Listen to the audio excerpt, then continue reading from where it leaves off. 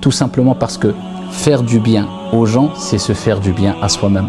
Rendre heureux les gens, c'est se rendre heureux soi-même. Et plus que cela, c'est satisfaire son Seigneur Tabaraka wa Ta'ala. C'est pour cela qu'il est relaté dans un hadith rapporté par Muslim.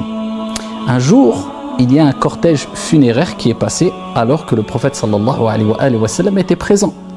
Et le prophète sallallahu alayhi wa sallam, après qu'il ait entendu les gens parler en bien de cette personne qui était décédée, il dit « Wajabat, wajabat, wajabat ». Il lui est obligatoire, il lui est obligatoire, il lui est obligatoire. Ensuite, un autre cortège funéraire est passé. Et les gens ont parlé en mal de cette personne-là qui était décédée. Et le prophète sallallahu alayhi wa sallam a dit à 3 reprises « Wajabat, wajabat, wajabat ». Il lui est obligatoire, il lui est obligatoire, il lui est obligatoire. Omar ibn al-Khattab radiyallahu anhu, pris d'étonnement, interroge le prophète alayhi salatu wassalam sur cette parole, il est obligatoire ou il lui est obligatoire, wajabat.